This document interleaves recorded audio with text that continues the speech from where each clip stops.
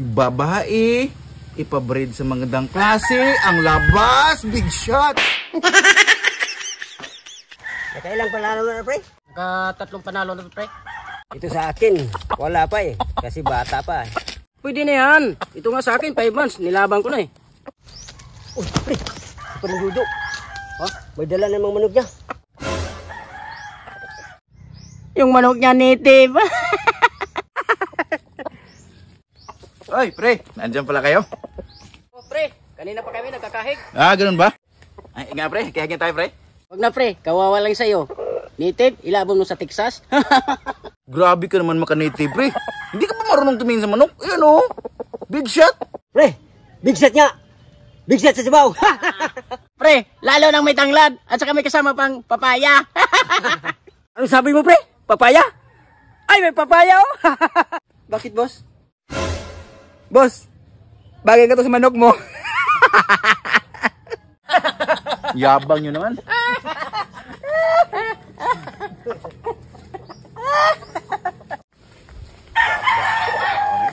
Ayop.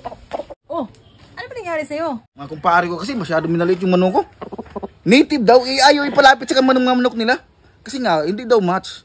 Native, tapos sa kanila, rasa. Ang yayabang talaga. Eh, totoo naman, native naman talaga yung manok mo eh. Bakit? Ano ba alam mo sa manok? Eh ako, kabisado ko yung mga klase ng manok. Kasi yung tatay ko, mahilig mag-alaga yun ng manok. Eh, yung manok mo, bagay yan dito, partner, oh. Isa ka pa. Akala ko ba dadamayan mo ko kasi asawa kita? Totoo, nagsasabi lang naman ako ng totoo. Paano ba kasi magkaroon ng magandang lahi ng manok? Gusto ko magkaroon ng magandang lahi ng manok. Ganito lang yon. Yung ginawa ng tatay ko, yung babae niyang manok, pinapabreed niya sa magandang klaseng manok. Kaya nagkakaroon siya ng magandang lahi na manok. Ganun ba?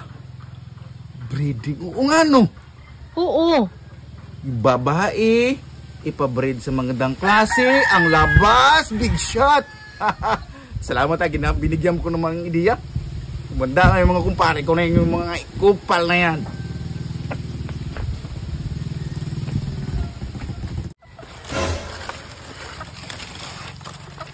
Manok, nasa sayo nakasalalay ang laki ng mga big shot. Nakita mo ba yung mga big shot ng mga manok doon, no? Hindi, doon ka tumingin ay, no? Ayun, no? Kita? Akitin mo. Akitin mo. Para magustuhan ka. Ta. Ayaw mo? Puntahan natin.